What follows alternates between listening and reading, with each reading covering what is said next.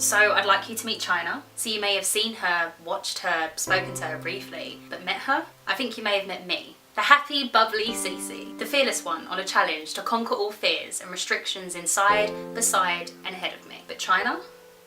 I think we disagree. Look, I know this might seem confusing because her and me, we seem like the same person, and we are, but for logic's sake, I'm breaking it down visually so you can understand what I mean. There's something about feeling vulnerable that I really, really hate, but in hope that this breaks down this ongoing stigma around this subject, I'm putting my vulnerability to serve on a plate. Let me give you some shoes to try. Let's say you wake up and you're feeling great, but it's almost like as soon as your eyes open, you've pressed an autoplay button to your thoughts to open the gate of overthinking, building a force field around you, protecting you from these so-called threats. And you haven't even lifted your head off the pillow yet. You're tired, exhausted in fact. It doesn't matter if you sleep for 3 or 10 hours, that feeling never retracts. But you'll still go on, you'll get on with your day, you'll laugh, you'll smile, you'll get involved, you'll play, braving each and every step of the way. But it all still goes on in the background. You don't show anyone that you're fighting it, you appear fine. Because that's embarrassing. Why would you want to put your emotions on the front line? Because some don't understand. Be happy, what's the reason to be sad? And you don't know, things just feel really, really bad.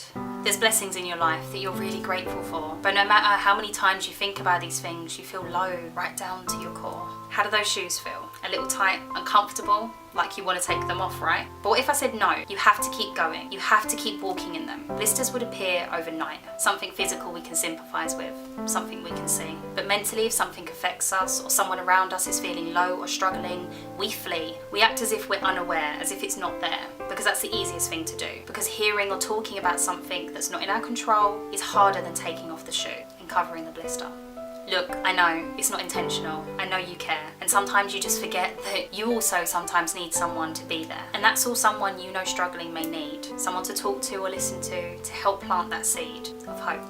Some may just want a place to escape, build new habits, new memories. Either way, you could help someone's life reshape. That person's really emotional. Why are they always so down? That person doesn't really talk much. They're really unsociable. They're always tired, they're never around. That person's always upbeat, loud and happy. They must never feel crappy. Actions speak louder than words. We're a generation of actors, Grammy award winning, honestly. There's half of us that act like everything's great, and the other half that seclude any interaction because they'll feel like fish bait. There's some people that shout, only positive vibes, which only shows me a deep fear of feeling any other emotion, which is potentially covered up with positivity. Because you're scared to feel, because you don't know how to cope with it. That's ironic, isn't it? Because it's the same emotions that those who suffer have. Mental health is real. Look, that's not to say don't be positive. Of course be positive, just not robotic, stuck on one frequency. You're allowed to feel, you're human, and feeling an emotion other than happy does not remove your positivity. Did you know you can make a difference by bringing someone some light? By simply talking or spending time, you can help them tackle their mental health fight. From going from surviving to thriving. Maybe not overnight, but small steps make big changes and can lead us down a road to feeling alright. Yours truly, Chyna.